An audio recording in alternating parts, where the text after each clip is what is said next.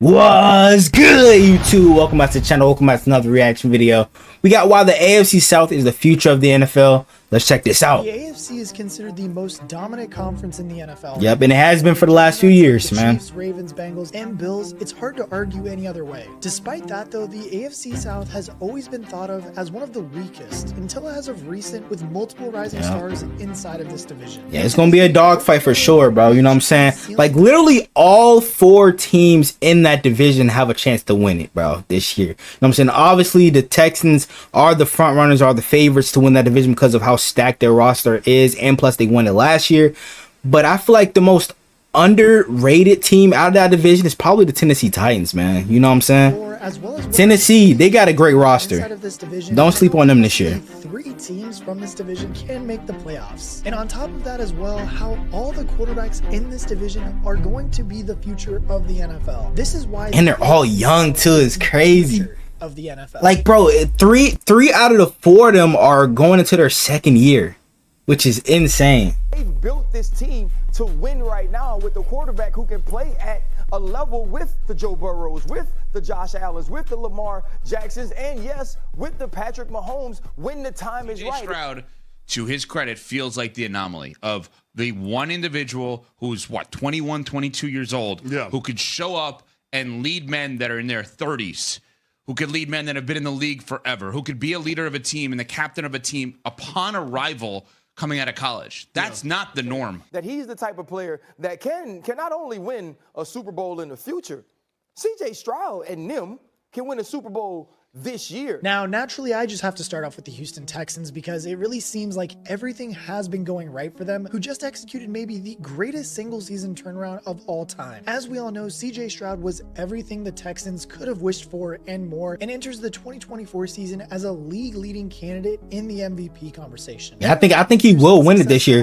Definitely between him and Jordan Love, I feel like he's gonna win MVP this year. Best off seasons of any team in football, acquiring Stephon Diggs and Joe Mixon to add 2 more big-name weapons on offense, and Danico Autry, Al-Shaair, and Danielle Hunter to bolster down the defense. All of a sudden, Houston is one of the most well-rounded rosters in the NFL, and they're effectively taking. Don't forget about them drafting Kamari Lassiter and Kalen Bullock. You know what I'm saying? And when I talk about juggernauts, that defense is stacked. The Texans certainly deserve to be inside of that conversation now. And hell, even though it's going to piss some people off, as of right now, I really do think that they might have a better roster than Cincinnati and definitely than the Buffalo Bills. One of the most intriguing. Hey, I don't disagree with that, bro. You know what I'm saying? Like, Buffalo lost a lot last year. You know, with Micah Hyde, they lost Jordan Poyer, Tre'Davious White, Stephon Diggs, Gabe Davis. Like, they lost a lot of those big key pieces. And then the Bengals, you know what I'm saying? Like, they lost some key pieces too, but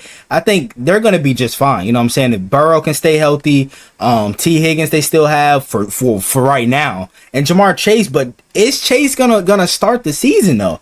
You know what I'm saying? Because he just showed up to practice late. You know what I'm saying, in street clothes. So about I don't know. Roster is their receiver room and how that will shape up with the addition of Diggs. There's no question that Stephon Diggs is a great wideout, but going into his age 31 season, is he still going to be the dominant X receiver that he once was in Minnesota and Buffalo? And as we look, he doesn't need to be though, because they got Tank Dell, Nico Collins, which isn't your typical disappointing season. But there's just hope he doesn't be a diva this year. By game basis, through the first 6 weeks, Stephon was truly elite, averaging over 100 yards and nearly 1 touchdown per game. But after that, he completely fell off of a cliff, having less production by every metric through the back 11 games than he did through the first 6. And with that being said, we really don't know what was going on behind the scenes between Diggs and Allen. But he is in Houston now, and I think that he is certainly excited to be working with CJ Stroud and just this explosive offense now. I mean, athletically and technically, he can still be one of the best wideouts in the game. Hey, bro, my Ravens need to trade for John Mechie in Tennessee. I mean, however, got it, Nico Collins at the 1, Diggs at the 2, and Tank Dell at the 3 is probably the best all-around pass catching unit in the league, hands down. And I mean, for all the credit that we do give to CJ Stroud last season, because that dude was tremendous, we also have to give some credit to DeMeco Ryans, who also coached his team up just tremendously last year as well. Ryan's focus as a defensive-minded coach is helping Derek Stingley to become one of the brightest young corners in the game, and Will Anderson to live up to the expectations so far in his short time as a pro. Danielle Hunter and Danico Autry are going to make this a premier pass rush group group, so don't be surprised when they're in the top 5 unit in sacks. All in all, though, I won't be this is really just surprised. a completely well-rounded roster. It's incredibly rare that a roster has so many young but also proven players, especially with Stroud being so beyond his years as a quarterback. The real question is now, though, can he take the next step in 2024 to lead Houston to the Super Bowl? I mean, the championship window is wide open, so it really comes all down to Yeah, Stroud. but as long as he's on that rookie scale contract, bro, you know what I'm saying, for the next 4 years, because he got the 5th-year option and shit. I mean, they really are that good. As for the floor, I think 10 wins is the minimum, barring any crazy injuries. Oh, we played him on Christmas. But I mean, even in the worst Shit. case scenario, Houston will still be a playoff team this year. Next, we're going to talk about the Indianapolis Colts, who I believe to be the second best team in this division. And I mean, the consensus on Indy is all over the place, though, because it comes down to what your opinion is on Anthony Richardson. Like, I mean, coming in, I will put Tennessee over the Colts. I'm not even gonna hold you, bro. Playing football, he had like 18 games started or something like that in football from high school and college. But then he stepped onto the NFL field and he absolutely excelled at this level. The only problem he did have that was really noticeable, and as we all know, was just the lingering injuries and just constantly getting injured is what I should say. He started just 4 games last year and finished just 2 of them, but when he was on the field, he was absolutely electric. As potentially the greatest pure athlete to play the quarterback we've seen in recent years, Richardson possessed an even bigger threat as a runner than he did as a passer, but the passing game thrived with him under center as well. And now I know the sample size is very, very small from what we've seen from Richardson, even including this year's preseason, but it could mean big things for the future of the Colts. The big question going forward, though, is if Richardson's playstyle is sustainable. And don't get me wrong, he's definitely gonna have to tone down taking hits when he goes on like scrambles and can slide. But I mean, you don't want to take away what this kid can do in the run game, because he is a freak of nature and needs to be used for what he's good at. Aside from AR, though, the Colts have a pretty solid roster overall. In the draft, they selected Laiatu Latu. I did pronounce that name wrong. I do know that his first name is a little bit tough to pronounce, but he was one not really, bro.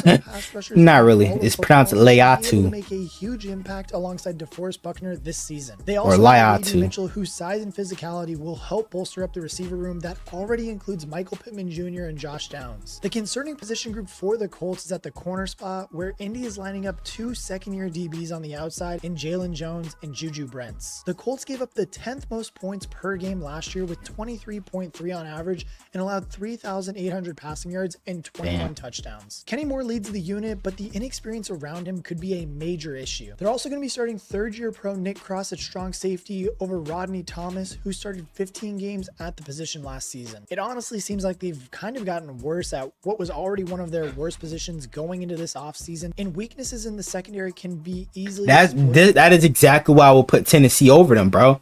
You know what I'm saying? Like, Tennessee and the Colts, they both have great weapons on offense, bro. But I feel like what separates Tennessee from Indianapolis is the defense. You know, for Tennessee, they got Simmons, you know what I'm saying, on that defensive line. They also traded for L'Jarius Sneed. They signed Quandre Diggs. They also brought in Jamal Adams. I guess you can say that's a big offseason acquisition. As long as he, you know what I'm saying, can play good and cover good, I believe they should use him, you know what I'm saying, as more of a box player than just an overhang safety and shit. But you know what I'm saying, they already had decent pieces back there, but adding those guys maybe, and they also have Roger McCreary as well. You know what I'm saying, who played pretty good for them last year. So I feel like Sneed is definitely gonna, you know, teach up them younger guys and get them better and ready for the season. By opposing offenses. But overall, I mean, this team is super young, and I think that makes it just a really extremely volatile season that they could have this year. On one hand, if Anthony Richardson plays extremely well and lives up to that freak of nature, just kind of what we all think about him, then they could win a lot of games. But if he ends up becoming, you know, just the inexperienced quarterback because of only playing like 18 football games, then they're not going to be that successful. I really think that we could be looking at a 12-win ceiling for the Colts. Now, as I said, though, this really could go badly also, and I think Indy could end up being a 7-win team. Personally, I believe that they will end up being closer to their total from last season, either like 9 or 10 wins in 2024, and they might be able to grab a wild card spot with the Texans taking the division. Now, next up, though, we're going to talk about the Jacksonville Jaguars, who are somewhat of an atypical team in the NFL right now. Normally, when a team locks up their franchise quarterback for the foreseeable future, it means they've had a good amount of success. Why is the music so damn loud? It's not the case for the Jags and Trevor Lawrence, who has a career. Yo, why is the music so damn loud, K-Rich? Quarterback record of 20 and 30 through his first 3 NFL seasons. He did lead the Jaguars to a playoff division round. It's just that I don't really know if he's worth the 5-year term, similar to D-Bob right now, 23 and Davis. Potentially lead edge. He has a lot left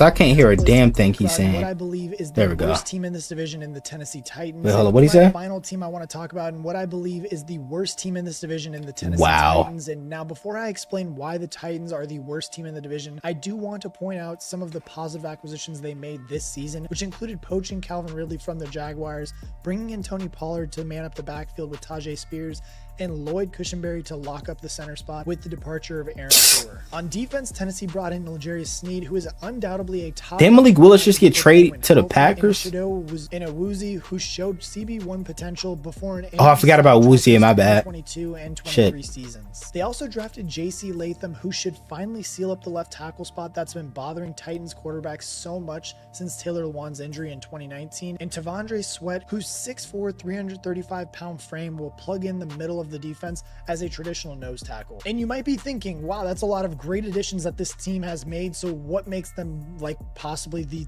worst team in this division, I think. And for starters, I mean, you're not wrong. That was a lot of great acquisitions that they did make this offseason, but I think the biggest thing or the biggest factors that are going to make them struggle this year is they have an unproven quarterback and an unproven head coach that honestly and so do the Colts. The Colts have an unproven quarterback in Anthony Richardson. So what is your point, bro? I don't really believe in either one of them. Will Levis was 3-6 as a starter last year, and while he possesses all the tools to make an elite NFL quarterback, he wasn't quite able to put it all together last year. He seemed over-aggressive at times, and his footwork and pocket presence have a lot of room for improvement, not to mention he needs to learn how to not take monstrous hits every game. Overall, Levis just isn't comfortable yet in an NFL offense, which is completely okay. Well, it didn't look like that in the preseason, bro. I understand it's preseason, but damn, he looked pretty comfortable to me. Become much more comfortable this season, but he might not be leading his team to a division title. The other weak point I just mentioned was Brian Callahan. And while I do think eventually he may become a great head coach,